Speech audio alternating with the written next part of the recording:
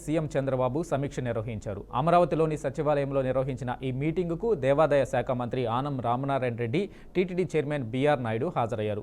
భక్తుల రద్దీ పెరుగుతున్న దృష్ట్యా భవిష్యత్తులో చేపట్టాల్సిన చర్యలపై సీఎం దిశానిర్దేశం చేశారు. అలాగే దర్శనాలు, వసతితో పాటు వివిధ సేవలపై భక్తుల నుంచి సేకరించిన అభిప్రాయాలపైన చర్చించారు. అనంతరం శ్రీవారి లడ్డూ, అన్నప్రసాదంలో తీసుకొచ్చిన మార్పులపై అధికారులు నివేదిక అందించారు.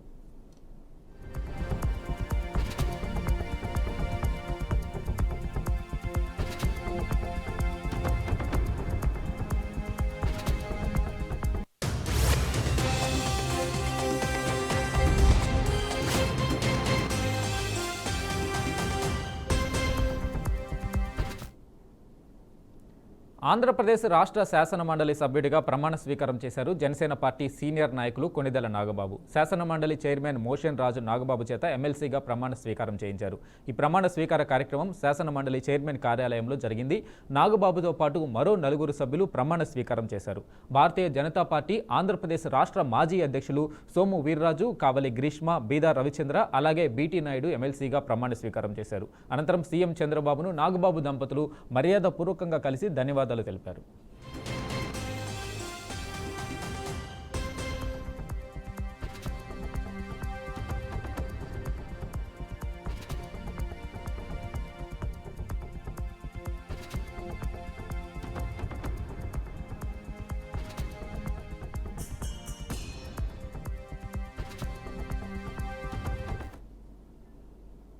టీడీపీ బడుగు బలహీన వర్గాల కోసం ఉందని ఎమ్మెల్సీ బీటీ నాయుడు అన్నారు. ఎన్టీఆర్ ఆశయాలను చంద్రబాబు కొనసాగిస్తున్నారని తెలిపారు. ఎస్సీ, ఎస్టీ, బీసీ మైనారిటీలకు పదవులు వస్తున్నాయని ఆయన చెప్పారు. నారా లోకేష్ నాయకత్వంలో ఎమ్మెల్యే కోటాలో 3 ఎమ్మెల్సీలు బీసీలకు ఇచ్చారని అన్నారు. సామాన్య కార్యకర్తగా ఉన్న తనకు పదవి వచ్చిందని ఆయన తెలియజేశారు. తనలాంటి వ్యక్తికి మళ్లీ ఎమ్మెల్సీగా రెన్యువల్ చేయడం గొప్ప విషయమని బీటీ నాయుడు అన్నారు.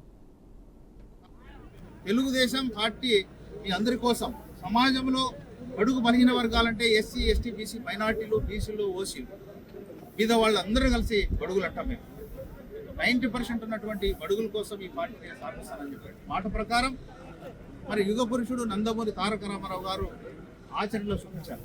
ఆయన వారసుడుగా వచ్చినటువంటి చంద్రబాబు నాయుడు గారు బడుగు బలహీన వర్గాల కోసం ఆ రోజు నందమూరి తారక రామారావు గారు అన్ని రకాల ప్రోత్సహిస్తే ఆయన వారసుడైనటువంటి చంద్రబాబు నాయుడు గారు ప్రభుత్వము పార్టీ పదవుల్లో 50% బడుగులకు ఇచ్చాడు. ఎస్సీ, ఎస్టీ, బీసీ మైనార్టీలకు, ఓసీలో ఉండే బీద వాళ్ళందరూ కూడా 90% ఉన్నటువంటి ఇళ్లకు 50% ప్రభుత్వ పదవులు, మంత్రి పదవులు, అదేవిధంగా పార్టీ బైలా నామ్స్ కూడా మార్చి ఈరోజు భాగస్వామి చేసి బడుగులు పట్టాడు. ఎన్టీఆర్ మనవుడు చంద్రబాబు నాయుడు గారి యొక్క తనయుడు యువరత్నం, మా యువ నాయకుడు అయినటువంటి నారా లోకేష్ బాబు గారు యువత కోసం 3200 కిలోమీటర్లు ఏ విధంగా పాదయాత్ర చేసి ఈరోజు అందరూ మన్నలు పొందాడు. బడుగు బలహీన వర్గాలైనటువంటి మా కోసం కూడా మొన్న ఖాళైనటువంటి 5 ఎమ్మెల్సీ స్థానాల్లో మిత్రపక్షాలైనటువంటి బీజేపీ, జనసేనకు 2 పోతే 3 మిగిలినాయి. ఈ 3 సీట్లు కూడా బడుగులకు ఇచ్చాడు. మీ అందరికి తెలుసు, బీదా రవిచంద్ర గారికి, గ్రీష్మ గారికి, నాకు 3 కూడా 100% స్వీకారం ఎంతో ఉత్సాహంతో జరిగింది. కర్నూలు జిల్లాకు సంబంధించి వాల్మీకి ముద్దుబిడ్డ, 2వసారి ఎమ్మెల్సీగా ఇచ్చినటువంటి చంద్రబాబు నాయుడు గారికి, లోకేష్ గారికి, తెలుగుదేశం పార్టీకి ఎంతో రుణపడి ఉన్నాము. దీనికి బీటీ నాయుడు పెద్ద సాహుకారి కుటుంబం నుంచి వచ్చిన వాడు కాదు, లేక బడుగు బలహీన వర్గాల కుటుంబం. ఆయనకున్న ఆస్తి ఏంటంటే చంద్రబాబు నాయుడు నమ్ముకోవడం, పార్టీని నమ్ముకోవడం. మొన్న జరిగిన లోకేష్ గారి పాదయాత్రలో కానీ, చంద్రబాబు నాయుడు గారు 53 రోజులు జైల్లో ఉన్నప్పుడు కానీ, అందుకు కర్నూలు జిల్లా తెలుగుదేశం పార్టీ అధ్యక్షుడిగా నేను చంద్రబాబు ఏపీ సీఎం చంద్రబాబు నాయుడు మోసాలు క్లైమాక్స్కు చేరాయని మాజీ ముఖ్యమంత్రి జగన్మోహన్ రెడ్డి హెచ్చరించారు. తాడేపల్లి కేంద్ర కార్యాలయంలో స్థానిక సంస్థల ప్రజాప్రతినిధులతో జరిగిన భేటీ అనంతరం ఆయన మీడియాతో మాట్లాడారు. చంద్రబాబు నాయకుడిలా వ్యవహరించడం లేదని మండిపడ్డారు. హామీల విషయంలో ప్రజలను మోసం చేశారని ఆరోపించారు. చంద్రబాబు పాలనలో అన్ని అబద్ధాలు, మోసాలేనని విమర్శించారు. P4 అనే కొత్త మోసాన్ని తెరపైకి తీసుకొచ్చారన్నారు. హామీలపై ప్రశ్నిస్తే రాష్ట్రం అప్పుల పాలైందంటున్నారన్నారు. హామీలు ఎగ్గొట్టడానికే అప్పులపై అబద్ధాలు చెబుతున్నారని వ్యాఖ్యానించారు. స్థానిక సంస్థల ఎన్నికల్లో ఎన్నికల్లో చిన్న పదవి కోసం దారుణాలు చేశారని మండిపడ్డారు. కళ్లు మూసుకుంటే 3 ఏళ్లు గడిచిపోతాయని, భారీ మెజార్టీతో వైసీపీ గెలుపు ఖాయమని జోష్యం చెప్పారు. కరోనా కారణంగా కార్యకర్తలకు చేయాల్సినంత చేయలేదని చెప్పారు. కానీ జగన్ 2.0 భిన్నమని, కార్యకర్తల కోసం నిలబడతామని జగన్ హామీ ఇచ్చారు. నెలల కాలంలో చంద్రబాబు నాయుడు గారి పాలనలో మనం చూస్తూ ఉన్నది ఏమిటి అని అంటే, సూపర్ 6 గాలికి ఎగిరిపోయింది, మోసం. సూపర్ 7లు గాలికి ఎగిరిపోయాయి, మోసం. 143 హామీలు ఎన్నికలప్పుడు ఒక మేనిఫెస్టో అని చెప్పి ఈ కూటమి ప్రభుత్వం దాన్ని చూపించి ప్రజలకంతా కూడా మభ్యపెట్టి ప్రతి ఇంటికి పాంఫ్లెట్లు పంచి ప్రతి ఇంటికి వచ్చి వాళ్ళ కార్యకర్తలు ఇదిగో మా మేనిఫెస్టో, ఇదిగో మా చంద్రబాబు నాయుడు బాండ్ పెట్టినాడు, బాండ్ పంపించినాడు మీకు అని ఈ రకంగా ప్రతి ఒక్కరిని కూడా ప్రలోభపెట్టి 143 హామీలనిచ్చి ఎన్నికలు గెలిచారు. గెలిచిన తర్వాత 11 నెలల కాలంలో ఈ పెద్ద మనిషి చంద్రబాబు నాయుడు గారు ఎన్నికలప్పుడు ఆయన చెప్పిన ఈ సూపర్ 6లు ఏమైనాయి, ఈ సూపర్ 7లు ఏమైనాయి అని ఎవరైనా అడగడానికి కూడా ధైర్యం చేస్తే ఆ స్వరం కూడా వినపడకుండా చేయాలి అని తాపత్రయపడతా ఉన్నాడే తప్ప ఆ హామీలను నెరవేర్చాలి, ప్రజలకు ఇచ్చిన మాట నెరవేర్చాలి అన్నది మాత్రం ఎక్కడా కూడా చంద్రబాబు నాయుడు గారు అడుగుల్లో ఎక్కడా కూడా కనిపించడంలా. ప్రతి అడుగు ఒక మోసమే, ప్రతి అడుగులోనూ మోసము. ఆయన పాలనలో మనం చూసేదంతా అబద్ధాలే కనిపిస్తూ ఉన్నాయి ఈరోజు. మాజీ మంత్రి కాకాని గోవర్ధన్ రెడ్డి కోసం పోలీసులు గాలిస్తున్నారు. నెల్లూరులో జరిగిన మైనింగ్ అక్రమ కేసులో ఆయనకు స్వయంగా నోటీసులు ఇచ్చేందుకు ప్రయత్నాలు కొనసాగుతున్నాయి. తాజాగా నెల్లూరు పోలీసులు హైదరాబాద్ వెళ్లారు. అక్కడ కాకాని నివాసానికి వెళ్లారు. అయితే కాకాని లేకపోవడంతో ఇంటి గోడకు నోటీసులు అందించారు. నెల్లూరు రూరల్ పోలీస్ స్టేషన్లో విచారణకు హాజరు కావాలని నోటీసుల్లో పేర్కొన్నారు. అయితే ఇప్పటి వరకు కాకానికి నోటీసులు ఇచ్చేందుకు పోలీసులు 3 సార్లు ప్రయత్నం చేశారు. హైదరాబాద్తో పాటు నెల్లూరులో ఆయన నివాసానికి వెళ్లారు. ఆయన ఆచూకీ లేకపోవడంతో ఇంటి గోడలకు నోటీసులు అంటించారు. కానీ కాకాని మాత్రం విచారణకు హాజరు కాలేదు. ముందస్తు బెయిల్ కోసం హైకోర్టులో కాకాని పిటిషన్ దాఖలు చేశారు. అయితే కేసుకు సంబంధించి పూర్తి వివరాలు సమర్పించాలని పోలీసులను ధర్మాసనం ఆదేశించింది. విచారణ గురువారానికి వాయిదా వేసింది.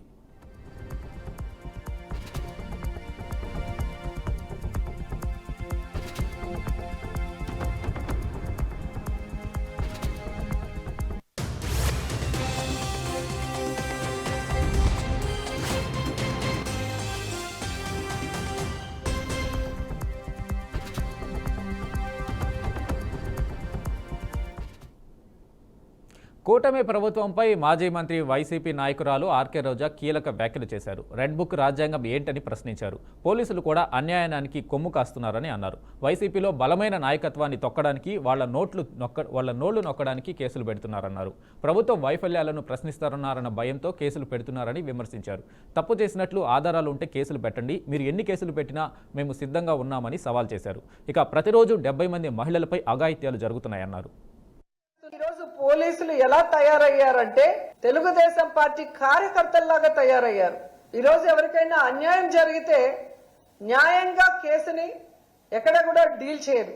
ఈ రెడ్ బుక్ రాజ్యాంగం కోసం బ్లడ్ బుక్ అని పెట్టుకొని ఏ విధంగా పోలీసులే దగ్గరుండి తప్పులు చేస్తున్నారు అనేది మనం స్పష్టంగా చూస్తున్నాం. ఏ విధంగా నేరస్తుల్ని కాపాడటానికి పోలీసులు ప్రయత్నం చేస్తున్నారు, కేసుని డైవర్ట్ చేయడానికి ఏ విధంగా నీరు గార్చడానికి ప్రయత్నం చేస్తున్నారో ప్రతి చోట కూడా మనకు కనిపిస్తుంది. అంతేకాకుండా ఈ వైస్ మేయర్లు కానీ ఎంపీపీలు వైస్ ఎంపీపీల ఎలక్షన్ రోజు కూడా పోలీసులు తమ అధికారాన్ని ఎలా మిస్యూజ్ చేశారనేది కూడా మనకు స్పష్టంగా కనిపిస్తోంది. నిజంగా పోలీసు వ్యవస్థ తెలుసుకోవాల్సింది ఒక్కటే, చంద్రబాబు నాయుడు శాశ్వతంగా అధికారంలో ఉండడు. మీరు రూల్స్ కి విరుద్ధంగా అన్యాయంగా వర్క్ చేస్తే రాబోయే రోజుల్లో మీరందరూ కూడా పర్యవసానం ఎదుర్కోవాల్సి వస్తుంది. న్యాయ వ్యవస్థ మీద, పోలీసు వ్యవస్థ మీద ప్రజలకున్న గౌరవాన్ని పెంపొందించాలే గాని ఈ విధంగా అన్యాయం చేసిన వాళ్ళకి అండగా నిలబడి పోలీసులు పని చేయకూడదని కూడా ఈ సందర్భంగా తెలియజేసుకుంటుంది. ఎందుకంటే ఈరోజు మీరిచ్చిన ప్రకారమే ఒక రోజుకి 70 మంది మహిళల మీద, పిల్లల మీద అఘాయిత్యాలు జరుగుతున్నాయి, అత్యాచారాలు జరుగుతున్నాయంటే ఎంత దురదృష్టకరమో ఒకసారి చూడండి. సో ఇప్పటికైనా ప్రభుత్వం మేల్కొనాలి. ఆడవాళ్ళ రక్షణ, ఆడవాళ్ళ భద్రత మీద క్యాబినెట్లో డిస్కస్ చేసి ఈ దిశ యాప్ అలాగే దిశ చట్టాన్ని ఈరోజు మీరు కేంద్రంలో బీజేపీతో ఉన్నారు కాబట్టి దాన్ని ఎలాగైనా ఓకే చేయించుకొని తీసుకొచ్చి ఈ రాష్ట్ర మహిళల్ని సీఎం చంద్రబాబు నాయుడు చెప్పిన P4 విధానానికి రిలయన్స్ CBG ప్లాంట్స్ నాంది కాబోతున్నాయని, పేదరికం లేకుండా చేయడంలో ఇదొక ముఖ్యమైన అడుగు కాబోతుందని రాష్ట్ర విద్య, IT, ఎలక్ట్రానిక్స్ శాఖల మంత్రి నారా లోకేష్ అన్నారు. ప్రకాశం జిల్లా కనిగిరి నియోజకవర్గం పిసిపల్లి మండలం దివాకరపురంలో రిలయన్స్ సంస్థ ఆధ్వర్యాన ఏర్పాటు చేయనున్న కంప్రెస్డ్ బయోగ్యాస్ ప్లాంట్కు మంత్రి లోకేష్ భూమి పూజ చేశారు. ఈ సందర్భంగా మంత్రి లోకేష్ ప్రసంగించారు. యువగళం పాదయాత్రలో ఇచ్చిన మాటలకు కట్టుబడి ఉన్నామని మంత్రి నారా లోకేష్ అన్నారు. మాట ఇచ్చినట్లే ప్రకాశం జిల్లాను పారిశ్రామిక హబ్గా మారుస్తున్నామని ఆయన తెలియజేశారు. పేదరికాన్ని రూపుమాపాలంటే ఉద్యోగ కల్పనే ప్రధానమని లోకేష్ అన్నారు. ఇక గత ప్రభుత్వంలో కొత్త కంపెనీలు తీసుకురాకపోగా ఉన్న కంపెనీలను పక్క రాష్ట్రాలకు తరిమేశారని మండిపడ్డారు. అమరావతికి చంద్రబాబే బ్రాండ్ అని మంత్రి లోకేష్ పేర్కొన్నారు. అమరావతియే మన రాజధానిగా ప్రకటించుకున్నాం. ఒకే రాజధాని అభివృద్ధి వికేంద్రీకరణ నినాదంతో మన ప్రభుత్వం పనిచేసింది. అనంతపురానికి ఆటోమోటివ్ కంపెనీలు తీసుకొచ్చాం. చిత్తూరు, కడప జిల్లాకి ఎలక్ట్రానిక్స్ కంపెనీలు తీసుకొచ్చాం. కర్నూలు జిల్లాకి విద్యుత్, సోలార్ కంపెనీలని తీసుకొచ్చాం. ఇంకో పక్కన ప్రకాశం జిల్లా అతి పెద్ద పేపర్ మిల్ తీసుకొస్తే గత ప్రభుత్వం ఆ కంపెనీని తరిమేసింది.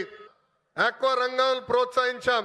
ఇంకా ఉత్తరాంధ్రని విశాఖపట్నాన్ని ఏకంగా IT ఫార్మా హబ్గా కూడా మనం తయారు చేసుకున్నాం. ఇంకా 2019 నుంచి 24 వరకు ఏం జరిగిందో నాకన్నా మీకే బాగా తెలుసు. ఆంధ్ర రాష్ట్రంలో ఒక విధ్వంస పాలన నడిచింది.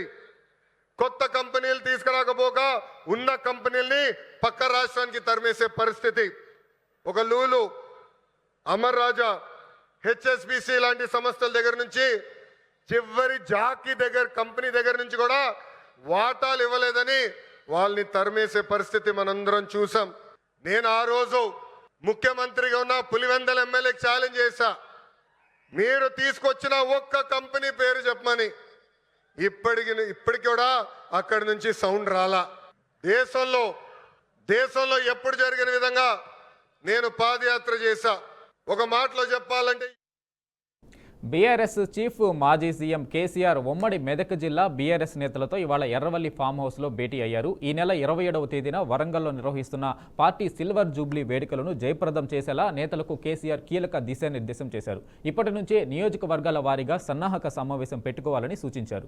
ఇక అంతేకాకుండా బహిరంగ సభను పెద్ద ఎత్తున నిర్వహించాలని ప్రణాళికలు చేస్తున్న వేళ ఒక్కో నియోజకవర్గం నుంచి 1,00,000 మందికి తగ్గకుండా సభకు జన సమీకరణ చేయాలని నేతలకు కేసీఆర్ తెలిపారు.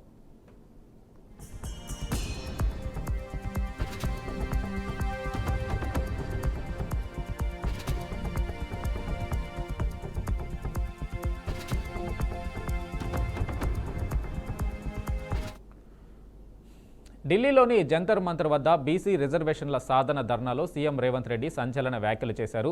రాష్ట్రంలో కులగణన చేపట్టొద్దంటూ తనపై తీవ్ర స్థాయిలో ఒత్తిడి ఉన్నా ఆ పని చేశామని సీఎం రేవంత్ రెడ్డి అన్నారు. స్థానిక సంస్థలు, చట్టసభల్లో రిజర్వేషన్లు కావాలంటే జనాభా లెక్క తేలాలన్నారు. ఇక అదేవిధంగా రిజర్వేషన్ల అంశాన్ని రాహుల్ గాంధీ దృష్టికి తీసుకొచ్చామని అన్నారు. జనాభా తెలియకపోతే రిజర్వేషన్లు ఇచ్చేందుకు లేదని కోర్టులే చెప్పాయని తెలిపారు. దీంతో జనగణనతో పాటు కులగణన చేయాలని కాంగ్రెస్ పార్టీ నిర్ణయించిందని అన్నారు. ఈ దేశంలో ఎవరు ఎంతమంది ఉన్నారో లెక్క తేలాలి. దామాష ప్రకారం నిధులు, నియామకాలు చేపట్టాలి అనే ఆలోచన కాంగ్రెస్ పార్టీ నిర్ణయం తీసుకున్నది. ఇది కాంగ్రెస్ పార్టీ విధానపరమైన నిర్ణయం. ఒక్కసారి కాంగ్రెస్ పార్టీ విధానపరమైన నిర్ణయం తీసుకున్నప్పుడు రాహుల్ గాంధీ గారు స్పష్టంగా పాదయాత్ర సందర్భంలో చెప్పిండు, మేము ఎక్కడ అధికారంలోకి వచ్చిన వెంబడి కులగణన చేసి తీరుతాము. కేంద్రంలో కూడా ఎర్రకోట మీద జెండా ఎగిరేసి ఈ దేశంలో జనగణనలో కులగణను చేర్చి ప్రతి కులం యొక్క లెక్క తేల్చి ఉద్యోగ ఉపాధి అవకాశాలే కాదు రాజకీయ రిజర్వేషన్లు కూడా పెంచుతాం దామాష ప్రకారం అని చెప్పి రాహుల్ గాంధీ గారు చెప్పడం జరిగింది. మరి మిత్రులారా, ఈరోజు పార్టీ విధానపరమైన నిర్ణయం తీసుకొని రాహుల్ గాంధీ గారు ఈ దేశంలో ఉన్న 70 కోట్ల బలహీన వర్గాలకు మాట ఇస్తే ఆ మాట నిలబెట్టాల్సిన బాధ్యత ప్రతి ఒక్క కాంగ్రెస్ పార్టీ కార్యకర్తగా ఉన్నది. అందులో భాగంగానే నేను ఏ సామాజిక వర్గమైనా నా మీద ఏ ఒత్తిడి ఉన్నా రాహుల్ గాంధీ గారు ఇచ్చిన మాటను నిలబెట్టడానికి మొదటి సంవత్సరంలోనే, అసలు వాస్తవంగా చెప్పాలంటే డిసెంబర్ 7 నాడు మనము ప్రభుత్వాన్ని ఏర్పాటు చేస్తే ఫిబ్రవరి 4, 2024 నాడే శాసనసభలో మా మిత్రులు పొన్నం ప్రభాకర్ గారి చేత తీర్మానాన్ని ప్రవేశపెట్టి 100 రోజులు తిరగక ముందే బలహీన వర్గాల లెక్క తేల్చడానికి చట్టసభలలో తీర్మానం చేసిన చరిత్ర మా ప్రభుత్వాన్ని, రాహుల్ గాంధీ గారి నాయకత్వం. హెచ్సియు నుంచి తాము ఒక్క ఇంచు భూమిని కూడా తీసుకోలేదని మంత్రి జూపల్లి కృష్ణారావు సంచలన వ్యాఖ్యలు చేశారు. కంచె గచ్చిబౌలిలోని సర్వే నెంబర్ 25లో ఉన్న 400 ఎకరాల భూమి హైదరాబాద్ సెంట్రల్ యూనివర్సిటీకి సంబంధించింది కాదని తేల్చి చెప్పారు. ఓ ప్రైవేటు సంస్థ చెరలో ఉన్న భూమిని న్యాయస్థానంలో కోట్లాడి తిరిగి స్వాధీనం చేసుకున్నామని అన్నారు. హైదరాబాద్ సెంట్రల్ యూనివర్సిటీకి సంబంధించి కొన్ని అపోహలు, ఆ భూమికి సంబంధించిన అనుమానాలు, దానికి తోడు అక్కడ గందరగోళం సృష్టించేందుకు కొన్ని శక్తులు బలంగా ప్రయత్నిస్తున్నారని కామెంట్ చేశారు. వర్సిటీ నుంచి ఇంచు భూమి కూడా తాము తీసుకోలేదని అన్నారు. దశాబ్దాల నుంచి హైదరాబాద్లో కబ్జాకు గురైన చెరువులను పునరుద్ధరణ చేస్తున్నామని, అలాంటప్పుడు తాము హెచ్సియు భూములు తీసుకోవాల్సిన అవసరం ఏంటని ప్రశ్నించారు. వ్యక్తికి 400 ఎకరాలు ఎట్లా ప్రైవేట్ సంస్థకి ఇస్తారు అనే కింద ప్రభుత్వం చట్టాన్ని మార్చి, ఏందా చట్టం, preservation, protection and resumption act అనే 2007 చట్టం తీసుకొచ్చి, ఆ చట్టం ద్వారా అంతకుముందున ప్రభుత్వం 400 ఎకరాలు అయితే ఎంఓ చేసుకున్నదో, సేల్యూట్ చేసిందో, ఈ కొత్త చట్టం ద్వారా వాటిని రద్దు చేయడం జరిగింది. ఎంఓయూని క్యాన్సిల్ చేసి సేల్యూట్ కూడా క్యాన్సిల్ చేయడం జరిగింది. క్యాన్సిల్ చేస్తే ఆ సంస్థ, ఐఎంజీ అనే సంస్థ హైకోర్టులో రిట్ పిటిషన్ ఫైల్ చేసింది. Writ petition number 247/2006 writ petition file చేస్తే అది 20 సంవత్సరాలు ఎవరు దాన్ని పట్టించుకోక, తదనంతరం అంటే సబ్సిక్వెంట్గా వచ్చిన గత ప్రభుత్వం 10 సంవత్సరాలు కూడా మీనమ్మ విషయాలు ఇక్కడ వదిలేసింది. అంటే ఇక్కడ ఒక మతలబు ఉంది. అంటే ఆ ఐఎంజీ సంస్థకు ఈ ల్యాండ్ కోర్టు ద్వారా ప్రభుత్వం పట్టించుకోకపోతే ఈ భూమి ఐఎంజీ సంస్థకు చెప్తే ఐఎంజీ సంస్థ ద్వారా మేము తీసుకోవచ్చేటువంటి దాని వెనుక పాత్రదారులు ఉన్నారు, సూత్రధారులు ఉన్నారు. 400 ఎకరాలు అంటే అలా ఎకరము అది 50 కోట్లు అవుతుందా, 70 కోట్లు అవుతుందా, అంటే సుమారుగా 20,000 కోట్ల 25,000 కోట్ల పైచిలుకున్న ఆస్తి. దాన్ని కొట్టేసే ప్రయత్నంలో భాగంగానే గడిచిన 20 సంవత్సరాలు పెండింగ్ ఉంటుందా? ప్రభుత్వం దగ్గర చిత్తశుద్ధి ఉంటే, నిజాయితీ ఉంటుందా? అంటే ప్రైవేటు సంస్థకు వెళ్ళినా కూడా 20 సంవత్సరాలు ఎవరు నోదు మెరుగు ఇయ్యాల ఎవరైతే గగ్గోలు పెడతా ఉన్నారో విద్యార్థుల్ని, అమాయకులు విద్యార్థులను వాస్తవాలు పూర్తిగా తెలియకుండా వాళ్ళు రెచ్చగొట్టే ప్రయత్నం చేస్తూ ఉన్నారు బీఆర్ఎస్ నాయకులు కానీ బీజేపీ నాయకులు కానీ. మరి 20 సంవత్సరాలు ఎందుకు పట్టించుకోలే? గడిచిన 10 సంవత్సరాలు సెంట్రల్ యూనివర్సిటీ అన్నప్పుడు కేంద్ర ప్రభుత్వం బీజేపీ ఉంది కదా, రాష్ట్రంలో బీఆర్ఎస్ సర్కారు ఉన్నది కదా, ఎందుకు దీన్ని పట్టించుకోలే? అంటే దాని మతలబ్ ఏంటంటే లోపాయకారి ఒప్పందం చేసుకొని ఈ ఐఎంజీకి వచ్చేస్తే రాష్ట్ర ప్రభుత్వం డిమాండ్ను కొట్టేస్తే హైకోర్టు వచ్చేస్తే మేము తీసుకో. ముఖ్యమంత్రి రేవంత్ రెడ్డి సూచనల మేరకు ఎస్ఎల్బీసీ టన్నెల్ వద్ద సహాయక చర్యలు వేగవంతంగా కొనసాగుతున్నాయని, మరో 10-15 రెస్క్యూ పనులు పూర్తవుతాయని మంత్రి పొంగులేటి శ్రీనివాసరెడ్డి వెల్లడించారు. ఇవాళ ఎస్ఎల్బీసీ టన్నెల్ ప్రమాద స్థలాన్ని మంత్రి పొంగులేటి పరిశీలించారు. గడిచిన 40 రోజులుగా దాదాపు 800 మంది వివిధ సంస్థలకు చెందిన నిపుణులు పగలు రాత్రి సహాయక చర్యల్లో పాల్గొంటున్నారని తెలిపారు. ప్రస్తుతం 550 నుంచి 560 మంది అత్యాధునిక పరికరాలతో సహాయక చర్యల్లో ఉన్నారని, టన్నెల్లో భారీ డ్రిల్లింగ్ యంత్రానికి ఇనుము, ఇతర వస్తువులు అతుక్కుపోవడం వల్ల అక్కడ బురద తొలగింపు కష్టసాధ్యం, ప్రమాదకరంగా మారిందన్నారు.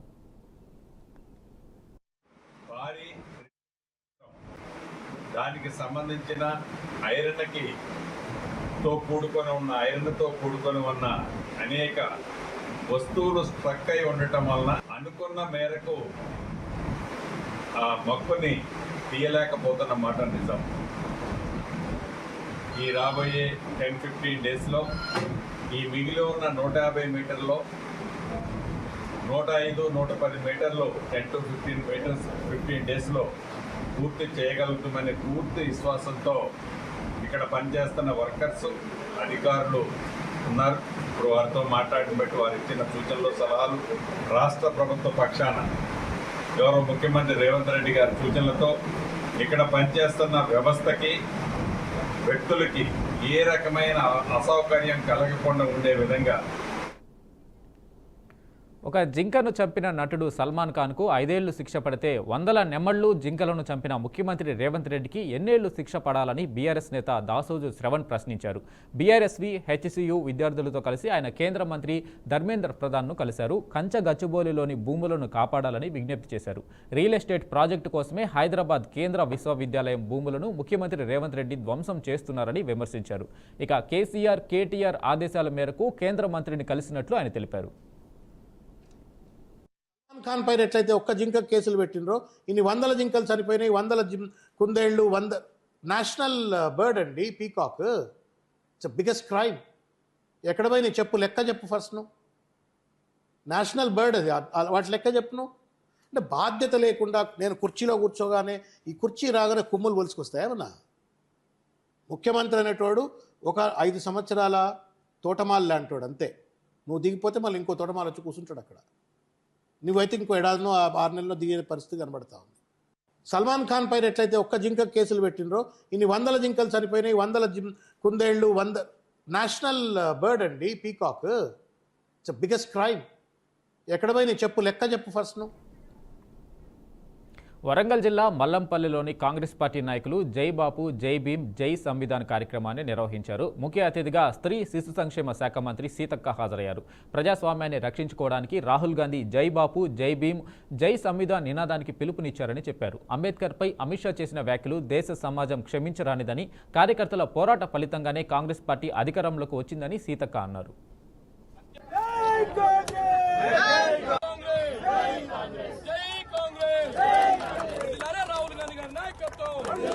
జై భీమ్, జై సంవిధాన్, జై నెహ్రూ.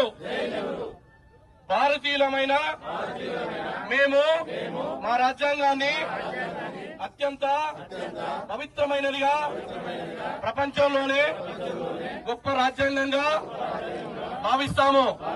మాకు సార్వభౌమత్వ, సామ్యవాద, లౌకిక, ప్రజాస్వామ్య, గణతంత్ర రాజ్యాంగ నిర్మించుకోవడం. భారత రాజ్యాంగాన్ని డాక్టర్ బిఆర్ అంబేద్కర్ గారి ఆధ్వర్యంలో రాయడం జరిగింది. ఆ యొక్క సిద్ధాంతం అంటే గాంధీ సిద్ధాంతం, అంబేద్కర్ గారి ఆలోచన విధానాన్ని పార్లమెంట్ లో పెట్టి రాజ్యాంగంగా ఆమోదింపజేసినటువంటి మహనీయుడు మరి మన నెహ్రూ గారు, ఇందిరాగాంధీ గారి తండ్రి. మరి ఆ రాజ్యాంగం ఉండడం మూలంగానే ఇవాళ ప్రతి ఒక్కరికి మాట్లాడే హక్కు, జీవించే స్వేచ్ఛ, సమానత్వపు హక్కు, అదే విధంగా అంటరానితనానికి వ్యతిరేకం, ఇలా మరి అనేక హక్కులను భారత రాజ్యాంగం ఇవ్వడం జరిగింది. కానీ దీనికి పోటీగా బీజేపీ ప్రభుత్వం మనుధర్మము అనేది ముందుకు తెస్తుంది.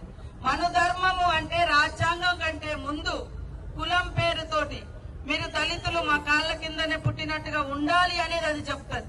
మనుధర్మం అనేది అన్ని వర్గాలు మనమందరం కూడా ఆ మనుధర్మంలో కింద పాదాల కింద పుట్టినమనే చెప్తుంది ఆ మనుధర్మం.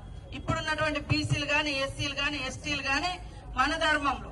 కాబట్టి మరి ఆ అధర్మానికి వ్యతిరేకంగా డాక్టర్ బిఆర్ అంబేద్కర్ గారు ధర్మాన్ని తీసుకొచ్చి ఇన్ని సంవత్సరాలు మరి 76 సంవత్సరాలు స్వేచ్ఛగా మనం బతకగలుగుతున్నామంటే వారిచ్చినటువంటి భారత రాజ్యాంగం. అందరు ఏమంటారు, ఆ ఎస్సీ ఎస్టీలకే ఇచ్చిరని. ఎస్సీ ఎస్టీలకు అదనంగా రిజర్వేషన్ అవకాశాలు వచ్చినాయి అలా. ఈ రోజు కూడా మరి గాంధీ గారి ఆలోచన విధానం, అంబేద్కర్ గారి ఆలోచన విధానం తోటి ఢిల్లీలో బీసీలు కూడా పెద్ద ఎత్తున మేమెంతో మాకంతా. హెచ్సియు భూముల కోసం న్యాయ పోరాటం చేస్తున్న విద్యార్థులను పెయిడ్ బ్యాచ్ అని మంత్రులు మాట్లాడడం సిగ్గుచేటని బీఆర్ఎస్ నేత మాజీ మంత్రి జగదీష్ రెడ్డి ఆరోపించారు. హైదరాబాద్ సెంట్రల్ యూనివర్సిటీ విద్యార్థులపై జరిగిన లాఠీ చార్జ్పై జగదీష్ రెడ్డి మండిపడ్డారు. భవిష్యత్తు కోసం ఆందోళన చేస్తున్న విద్యార్థులపై పోలీసులు జరిపిన లాఠీ చార్జ్ను బీఆర్ఎస్ ఖండిస్తుందన్నారు. 1969లో విద్యార్థుల పోరాటం ఫలితం వల్లనే హెచ్సియును సాధించుకున్నాం. ఉద్యమ ఫలితంగా సాధించిన హెచ్సియును కాపాడుకునేందుకు విద్యార్థులు పోరాటం చేస్తున్నారు. న్యాయ పోరాటం చేస్తున్న విద్యార్థులను పెయిడ్ బ్యాచ్ అని మంత్రులు మాట్లాడడం సిగ్గుచేటు. ఈ రాష్ట్రంలో పెయిడ్ బ్యాచ్ ముఖ్యమంత్రి, మంత్రులు బ్లాక్ దందా వల్ల వచ్చిన పైసలతో పదవులు తెచ్చుకున్నారు అని అన్నారు. సంస్కారం గిదా విద్యార్థుల గురించి మాట్లాడేటప్పుడు, విద్యార్థుల గురించి ప్రస్తావించేటప్పుడు మీరు మాట్లాడే మాటలు గివే. నిజమే, పెయిడ్ బ్యాచ్ ఎవరు? మీరు ముఖ్యమంత్రి, మంత్రులు మీరు పెయిడ్ బ్యాచ్ అనే విషయాన్ని మీరే బహిరంగంగా చెప్పుకున్నారు 100 సార్లు. రేవంత్ రెడ్డి పిసిసి పదవి మొదలైంది పేమెంట్తోనే వచ్చింది అనే విషయాన్ని మీ దాంట్లో ఉన్న ఎమ్మెల్యేలే మాట్లాడిండ్రు ఆనాడు. మంత్రి పదవి కావాలంటే ఇంత పేమెంట్ చేసి రావాలి అని చెప్పి మీరే చెప్తున్నారు. మంత్రి పదవి కావాలంటే మూట తీసుకొని ఢిల్లీ పోవాలనే మాట మీరే చెప్తున్నారు. పేమెంట్లు ఇచ్చి సీట్లు తెచ్చుకున్నది మీరు, పేమెంట్లు ఇచ్చి మంత్రి పదవులు తెచ్చుకున్నది మీరు. మళ్ళీ ప్రజలకి ఇవ్వాల్సి వస్తే పేమెంట్ తీసుకొని ఇస్తున్నది మీరు. పని చేసిన కాంట్రాక్టర్లకు పైసలు ఇవ్వాల్సి వస్తే పేమెంట్ తీసుకొని పనిచేస్తున్నది మీరు. పేమెంట్ ఇచ్చి తెచ్చుకోవడం, పేమెంట్ తీసుకొని ఇవ్వడం అనేది మీకు మాత్రమే అలవాటు. పేమెంట్ మీద ఏదైనా పేటెంట్ ఉంది అంటే అది మీకు మాత్రమే ఉంది, కాంగ్రెస్ పార్టీకి మాత్రమే ఉంది, కాంగ్రెస్ పార్టీ ముఖ్యమంత్రికి మంత్రులకు మాత్రమే ఉంది తప్ప పేమెంట్ మీద పేటెంట్ మీది మాత్రమే తప్ప విద్యార్థులది కాదు. సీఎం రేవంత్ రెడ్డిపై బీజేపీ ఎమ్మెల్యే ఏలేటి మహేశ్వర్ రెడ్డి ఆగ్రహం వ్యక్తం చేశారు. వర్సిటీకి చెందిన భూముల వివాదంపై ఇంత చర్చ నడుస్తుంటే సీఎం స్థాయి వ్యక్తి రాష్ట్రాన్ని వదిలి దేశ రాజధానిలో పక్క నుండి ధర్నాలు, నిరసనలు చేయించడం ఎంతవరకు సబబు అని ప్రశ్నించారు. తెలంగాణలో నెలకొన్న సమస్యలను పక్కదారి పట్టించేందుకే కాంగ్రెస్ ఈ ధర్నా నెత్తికెత్తుకుందని ఆరోపించారు. పంటలకు నీరు అందక ఒకవైపు పొలాలు ఎండుతుంటే వాటి గురించి ఆలోచించే కాంగ్రెస్ నాయకుడే లేడని అన్నారు. ఎక్కడ భూములు ఉంటే అక్కడ అమ్ముకోవడానికి మా ప్రభుత్వం ఏర్పడ్డదన్నట్టుగా ఈ రోజు రేవంత్ రెడ్డి గారి ప్రభుత్వం ఒక అరాచక ప్రభుత్వంగా భూములను నమ్ముకొని ఒక రియల్ ఎస్టేట్ దందాగా సాగుతున్నటువంటి ఈ ప్రభుత్వ తీరుని భారతీయ జనతా పార్టీ ఖండిస్తున్నది. భూములు అమ్ముతే కానీ ప్రభుత్వం నడపలేమన్న పరిస్థితిలో ఈ రోజు చివరకు యూనివర్సిటీ భూములను సైతం మొదలకుండా వందల వేల ఎకరాల భూమిని అమ్మి రియల్ ఎస్టేట్ దందా చేయడానికి మాత్రమే ప్రభుత్వం ఏర్పడ్డట్టుగా ఉన్నది. ప్రజాపాలన గాలి కొదిలేసి ప్రజలకు ఇచ్చినటువంటి అనేకమైనటువంటి హామీలను గాలి కొదిలేసి కేవలం పోలీసుల నిర్బంధంలో ఈ రాష్ట్ర ప్రభుత్వం కొనసాగుతుందంటే ఇంతకన్నా దౌర్భాగ్య పరిస్థితి ఇంకొకటి లేదు. ఈ రోజు భారతీయ జనతా పార్టీ ఎమ్మెల్యేలు సెంట్రల్ యూనివర్సిటీని విజిట్ చేద్దామని స్వచ్ఛందంగా ప్రజాస్వామ్య పద్ధతిలో సందర్శించడానికి వెళ్తా ఉంటే ఎక్కడికక్కడ మా ఎమ్మెల్యేలు నిర్బంధించి మా ఎమ్మెల్యేలను హౌస్ అరెస్ట్ చేసి నన్ను కూడా ఈ రోజు ఇంట్లో హౌస్ అరెస్ట్ చేసి బయటకు వెళ్ళనీయకుండా అరెస్ట్ చేయడం ఇది శోచనీయం. ఎంతకాలం ఈ రకంగా మీరు అదుపు చేస్తారు? ఎంతకాలం మమ్మల్ని ఆపుతారని చెప్పి నేను ప్రశ్నిస్తున్నా. ఖచ్చితంగా తెచ్చి వెళ్తాం.